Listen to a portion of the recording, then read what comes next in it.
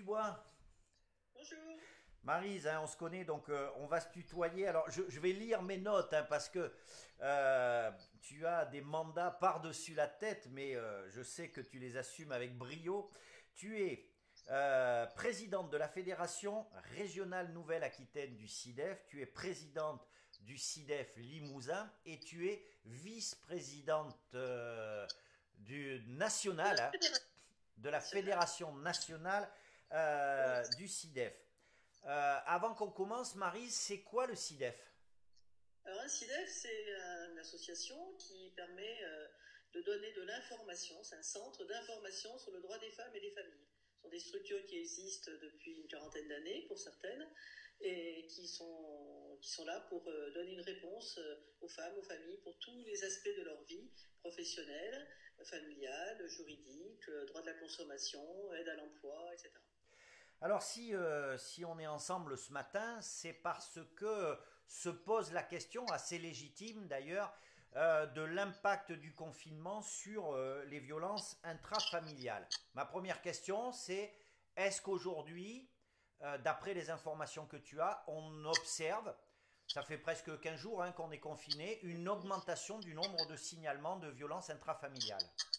Alors, je voulais simplement ajouter que les CIDEF, c'est des lieux qui reçoivent du public. Donc là, visiblement, tous les CIDEF sont fermés au public. Bien Et sûr. donc, les 106 CIDEF qui existent au niveau national et les 10 qui existent au niveau de la Nouvelle-Aquitaine ne sont plus ouverts au public. Et donc, chaque CIDEF s'est organisé pour faire du télétravail, de la réponse téléphonique, bien sûr, et sont là pour toujours être en accueil des Ouais. difficultés y aller et également suivre les personnes dans leur recherche d'emploi, etc.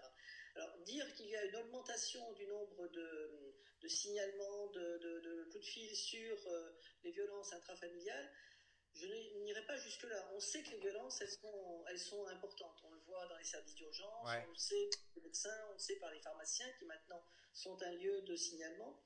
Mais pour pouvoir téléphoner tranquille, entre guillemets, il faut pouvoir le faire. Hmm. Pour téléphoner à un CIDEF ou à d'autres structures qui existent sur l'ensemble du territoire, il faut pouvoir s'isoler, être un peu tranquille pour pouvoir le faire avec un certain niveau de sérénité. Un des problèmes de ce confinement, c'est que tout le monde est confiné. La personne victime de violence, l'auteur des violences, quel que soit le type de violence, qu'elle soit intrafamiliale sur homme, sur femme ou sur les enfants, ou des enfants sur les parents, il faut que la victime puisse s'exprimer.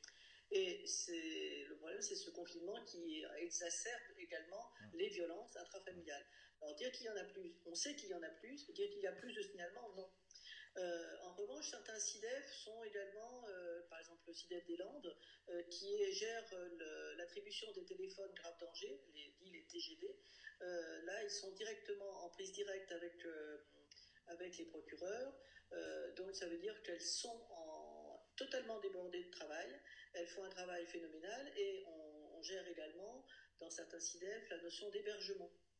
Donc, quand il faut, Marlène Chapia a évoqué le fait qu'il y a 20 000 nuitées qui ont été attribuées pour permettre à des femmes victimes de violences, mais aussi pour permettre aux services de police, etc., de sortir la personne violente de la famille. Voilà, donc on a cette possibilité-là, et cette notion d'hébergement, elle devient un outil qui est géré par certains CIDEF. Alors, tu le disais, c'est clair que c'est plus simple de donner un coup de fil, d'exposer sa situation quand l'autre, hein, je dirais l'agresseur, est sorti. Là, c'est pas le cas. Ça veut donc dire quoi? Ça veut donc dire peut-être tout simplement en termes de citoyenneté, quand on est voisin, quand on entend quelque chose, quand il nous semble quelque chose, c'est peut-être à nous de faire le signalement. Ça veut dire Voilà. aussi que tu as peut-être d'autres moyens, je sais pas moi, des mails, des choses comme ça, qui sont peut-être moins visibles en termes de signalement à l'interne de la cellule familiale. Donc, il y a l'histoire des mails, bien sûr les SMS qui sont possibles également. Et puis, dans certaines régions, il a été recommandé aussi d'accrocher un foulard rouge à une fenêtre pour dire que dans cet endroit-là, il y a un problème. Donc, ça reste plus discret. Voilà, une serviette rouge, un foulard rouge accroché à une D'accord. fenêtre d'un appartement ou d'une maison, ça signale le fait qu'il y ait cette possibilité. On avait aussi à une époque le point noir dessiné sur l'intérieur de la main. Le point noir dessiné sur l'intérieur de la main, c'est attention, moi je suis en danger. Donc D'accord. il chose, si vous me connaissez, faites attention. Voilà. D'accord. Mais en dehors, pendant cette période-là, on peut dire que les SIDEF sont présents en Nouvelle-Aquitaine tout particulièrement au travers d'une plateforme téléphonique qu'on appelle maintenant le numéro unique. Le numéro unique qui permet d'appeler des conseillères juridiques, des personnes qui sont en responsabilité de l'information sur le droit des femmes et des familles. C'est un dispositif spécifique en Nouvelle-Aquitaine, puisque ce sont des juristes qui se relaient au travers de plateformes de temps qui sont répertoriées sur l'ensemble de la Nouvelle-Aquitaine. Donc normalement, du lundi au jeudi de 9h à midi, de 14h à 17h, et le vendredi de 9h à 11h30, il y a quelqu'un qui répond pour pouvoir donner une information juridique à une femme ou à un homme, à un enfant, pour faire le point de sa situation juridique. Voilà. Est-ce que c'est aussi ce numéro qui permet, je ne sais pas moi, d'appeler la police ou De ça, vous pouvez dire, voilà, j'ai un problème. D'accord. Alors, c'est le 05 40 24 62 62. On l'affichera. C'est spécifique à la Nouvelle-Aquitaine. C'est une initiative qui est portée par l'ensemble des 10 SIDEF qui sont présents sur 11 départements de la Nouvelle-Aquitaine. Enfin, 12 départements peuvent appeler.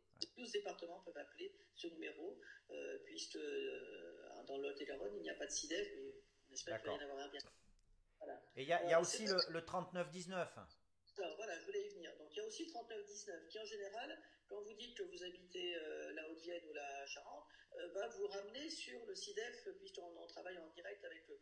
Donc il y a le 3919, il y a le numéro d'appel 17 bien connu, et puis il y a un site qui s'appelle arrêtonslesviolences.gouv.fr, et puis il y a un numéro d'aide aux victimes qui est le 11 60 06. Voilà. D'accord. Donc il y a beaucoup de possibilités de contact.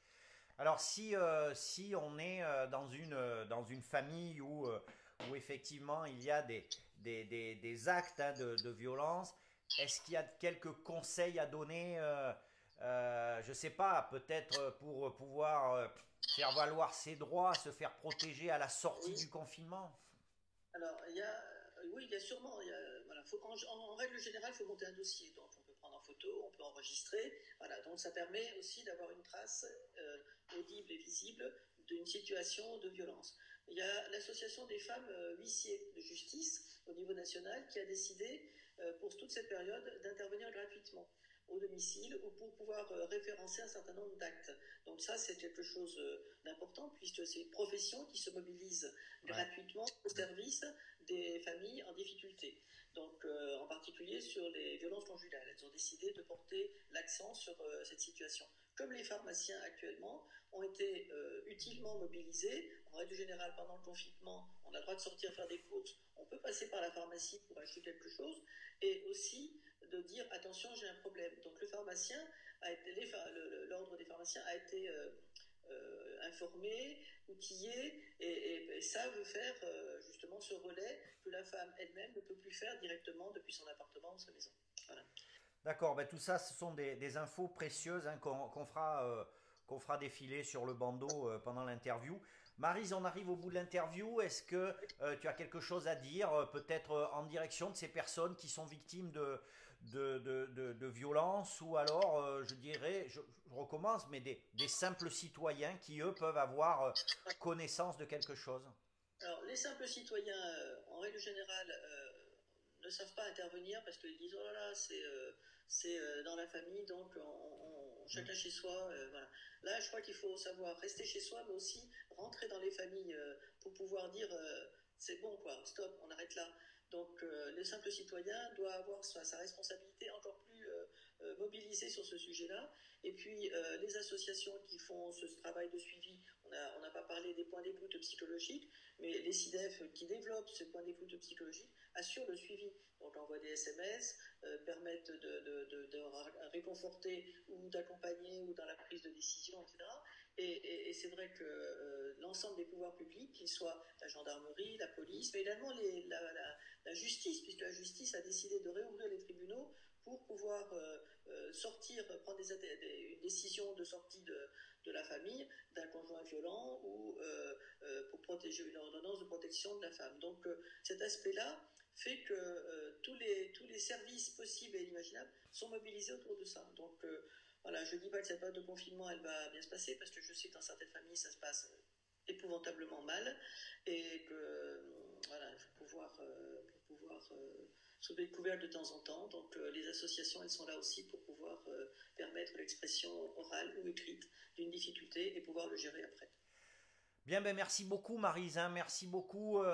Merci de remercier aussi de notre part un petit peu l'ensemble des personnes qui se mobilisent pour ces personnes et ces familles en difficulté. Bien évidemment, le canal est ouvert, hein, s'il y a d'autres informations à donner au fur et à mesure de l'évolution de la situation, tu n'hésites pas, tu appelles.